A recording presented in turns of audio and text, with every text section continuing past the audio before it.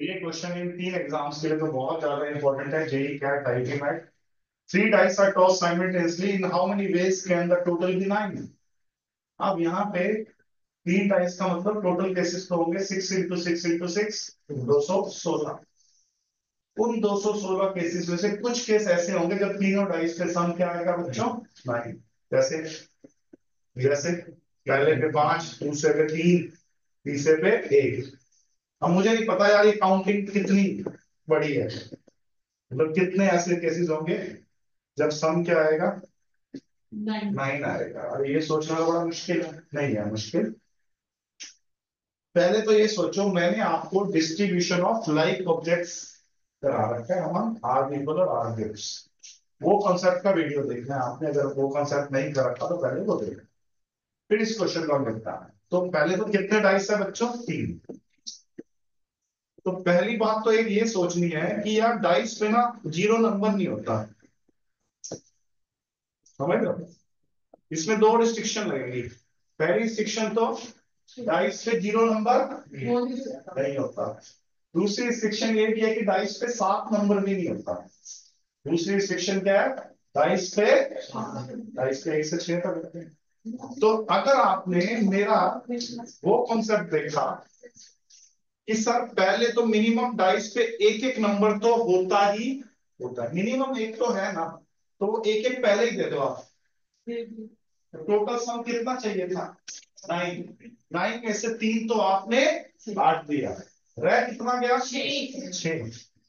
तो जो मेरा डिस्ट्रीब्यूशन ऑफ लाइक ऑब्जेक्ट वाला कंसेप्ट है, उसका फॉर्मूला मैंने बताया हुआ, डेरिवेशन भी की हुई है क्या, N plus R minus one C R minus one.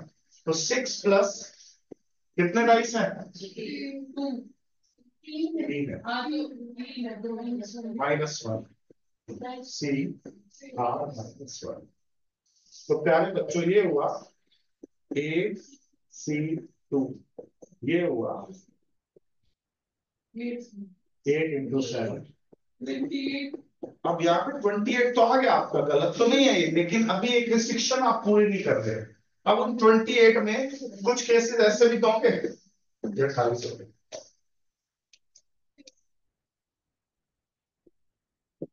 उन 28 में तीन केसेस ये भी होंगे ना, 1 1 7 1 7 1 1। तो ये तीन केसेस हमें क्या करने हैं बच्चों, रिजेक्ट करने हैं।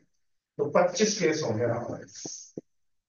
कितने केस होंगे बच्चों, 25। ये तीन केसेस बच्चे रिजेक्ट करना भूल जाते हैं, समझ गए। तीन केसेस और क्यों माइनस किए गए, ठीक है। जबकि जो मैंने पिछला क्वेश्चन भी आपके साथ रिकॉर्ड किया, ये समझ आता है सबको, इसका आंसर 25 है, ध्यान रखना। जबकि जो मैंने पिछला क्वेश्चन कराया आपको, देखो ये वाला, जब टोटल एक था, तो एक एक तो आप पहले ही दे रहे हो, तो रह गया छह, तो हो सकता है ना, तो उसमें रिजेक्शन का कोई सवाल ही नहीं आया था। इसका आंसर क्या आया था, 21, याद करो। ठीक है, ये मैं रिकॉर्ड कर चुका हूँ ऑलरेडी आपके साथ। ठीक है, आगे सबको समझ, अब अच्छे से ये वाले क्वेश्चन कैसे करने हैं